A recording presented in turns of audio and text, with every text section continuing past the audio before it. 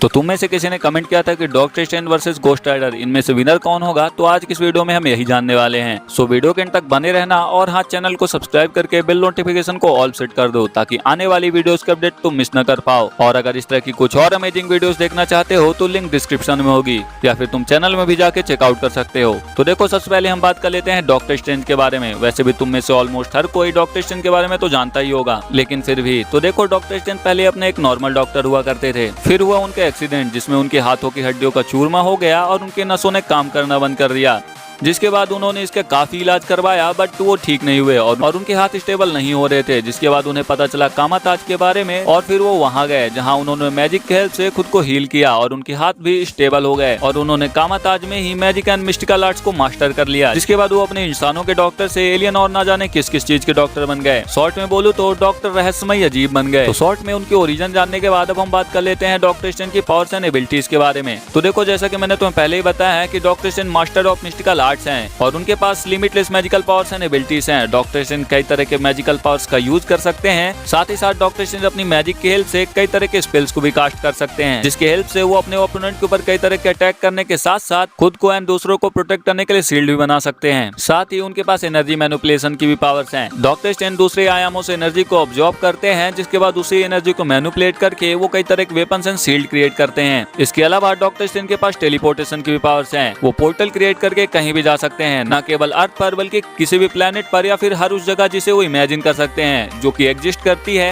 वो वहां जा सकते हैं अपने पोर्टल के थ्रू। वो अपने पोर्टल के थ्रू सेकंडों में एक प्लेनेट से दूसरे प्लेनेट भी जा सकते हैं, जैसा कि हमने एवेंजर्स एंड गेम के अंदर भी देखा था। बट उन्हें अपनी इस पावर का यूज करने के लिए उनके पास उनकी अंगूठी होनी चाहिए। अगर उनके पास उनकी अंगूठी नहीं है तब वो इस पावर का यूज नहीं कर पाएंगे। सो डॉक्टर स्ट्रेंज के पास ये बहुत बड़ा डिसएडवांटेज है कि अगर कोई भी अपोनेंट उनकी अंगूठी से उनको अलग कर दे तब वो टेलीपोर्टेशन की पावर्स का यूज नहीं कर पाएंगे। वहीं अगर बात करें डॉक्टर स्ट्रेंज के स्पीड के बारे में, तो देखो, डॉक्टर स्ट्रेंज एक नॉर्मल ह्यूमन है, सो उनके रिफ्लेक्सेस एंड स्पीड एक नॉर्मल ह्यूमन की है। बट उनकी टेलीपोर्टेशन की पावर्स उन्हें एक अच्छी खासी स्पीड प्रोवाइड करती है, जिसकी हेल्प से वो काफी ज्यादा फास्ट ट्रेवल कर सकते हैं और किसी भी बैटल में एक अच्छा खासा एडवांटेज भी ले सकते हैं। और अगर बात करें स्ट्रेंथ एंड ड्यूरेबिलिटी की, तो देखो, वो एक नॉर्मल ह्यूमन है, सो उनकी स्ट्रेंथ एंड ड्यूरेबिलिटी भी एक नॉर्मल ह्यूमन की है और यही चीज उनके लिए किसी भी बैटल में काफी ज्यादा डिसएडवांटेज भी प्रोवाइड करती है, क्योंकि डॉक्टर स्ट्रेंज को अपनी मैजिकल पावर्स एंड एबिलिटीज का यूज करने के लिए उन्हें अपने स्पेल्स को कास्ट करने के लिए अपने हाथों को हिलाना जरूरी है। यानी कि अपने हाथों का यूज किए बिना डॉक्टर स्ट्रेंज अपनी मैजिकल पावर्स एंड स्पेल्स को कास्ट नहीं कर सकते हैं। अब क्योंकि डॉक्टर स्ट्रेंज की स्ट्रेंथ एंड ड्यूरेबिलिटी एक नॉर्मल ह्यूमन की है, सो अगर कोई अपोनेंट उनके हाथों को बांध दे या फिर किसी भी तरह से उन्हें उनके हाथ यूज करने से रोक दे तब वो अपनी मैजिकल पावर्स एंड एबिलिटीज का यूज नहीं कर पाएंगे और डॉक्टर स्ट्रेंज काफी ज्यादा वीक पड़ जाएंगे। ये चीज हमने एवेंजर्स एंड गेम के अंदर भी देखी है कि जब उनके हाथों को बांध दिया गया था तब वो बिल्कुल ही होपलेस हो गए थे। वो किसी भी तरह की मैजिकल पावर्स एंड एबिलिटीज का यूज नहीं कर पा रहे थे। सो ये उनके लिए काफी ज्यादा बड़ा डिसएडवांटेज है। इसके अलावा डॉक्टर स्ट्रेंज अपने आसपास की एनर्जी को भी डिफरेंट चीजों में कन्वर्ट कर सकते हैं। साथ ही डॉक्टर स्ट्रेंज कई तरह के मैजिकल ऑब्जेक्ट्स एंड वेपन्स का भी यूज करते हैं, जैसे कि Cloak of Levitation and Eye of Agamotto जैसे वेपन्स, जो कि मार्वल यूनिवर्स के one of the most powerful magical weapons में से एक हैं और ये वेपन्स डॉक्टर स्ट्रेंज को काफी ज्यादा पावरफुल बना देते हैं। इसके अलावा अपने डॉक्टर साहब बहुत ज्यादा इंटेलिजेंट भी हैं। जहाँ पहले वो अपने फील्ड के बेस्ट सर्जन थे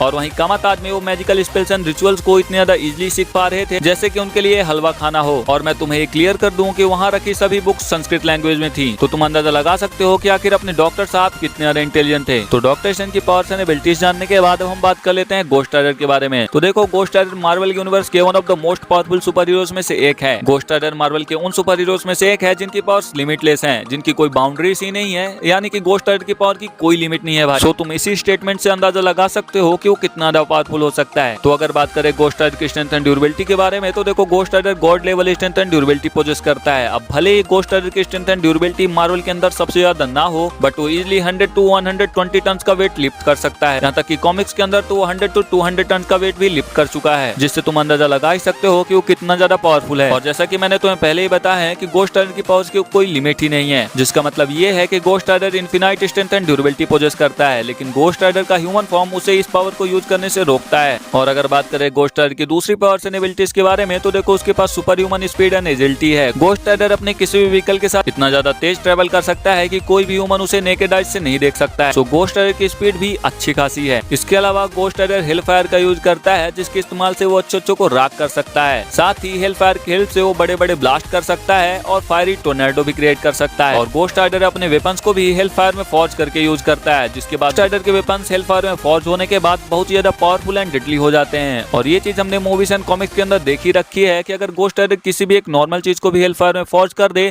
तो वो काफी ज्यादा डेडली वेपन बन जाता है। और गोस्ट राइडर के पास साइज मैनिपुलेशन की भी पावर्स हैं, यानी कि वो अपने वेपन्स एंड व्हीकल के साइज को भी मैनिपुलेट कर सकता है, उन्हें छोटा या बड़ा कर सकता है सिचुएशन के हिसाब से। और गोस्ट राइडर की साइज मैनिपुलेशन की पावर्स उसके व्हीकल एंड वेपन तक ही लिमिटेड नहीं है, बल्कि वो खुद के साइज को भी मैनिपुलेट कर सकता है। ये चीज हमने कॉमिक्स के अंदर देखी थी, जब एवेंजर्स के साथ फाइट के दौरान गोस्ट राइडर एक जायंट मैन में ट्रांसफॉर्म हो जाता है। सो गोस्ट राइडर के पास साइज मैनिपुलेशन की भी पावर्स हैं, उसके पास इनवर्बिलिटी भी है, यानी कि गोस्ट राइडर किसी भी तरह के अटैक एंड डैमेज को झेल सकता है। गोस्ट राइडर के ऊपर किसी भी तरह के ह्यूमन मेड वेपन एंड किसी भी तरह के alien take and alien weapons का कोई इफेक्ट नहीं होता है। गोस्ट राइडर के ऊपर सिर्फ डिवाइन वेपन्स जो कि हेवन में फॉर्ज हुए हों, सिर्फ उनका ही असर होता है। साथ ही गोस्ट राइडर लोगों की आंखों में देखकर उनके सोल को भी निकाल सकता है। इसके अलावा वो मरे हुए को भी जिंदा कर सकता है। तो तुम अंदाजा लगा सकते हो कि जो मरे हुए को जिंदा कर सकता है वो आखिर कितना ज्यादा पावरफुल हो सकता है। हाँ, यहाँ एक बात ये है कि वो मरे हुए लोगों की कॉन्शियसनेस वापस नहीं ला सकता है, सिर्फ उन्हें जिंदा कर सकता है, बट वो जिंदा तो कर ही सकता है। साथ ही गोस्ट राइडर वेदर को भी कंट्रोल कर सकता है, उसके पास लाइटनिंग की भी पावर्स आ जाती है जब वो वेदर को कंट्रोल करता है तो।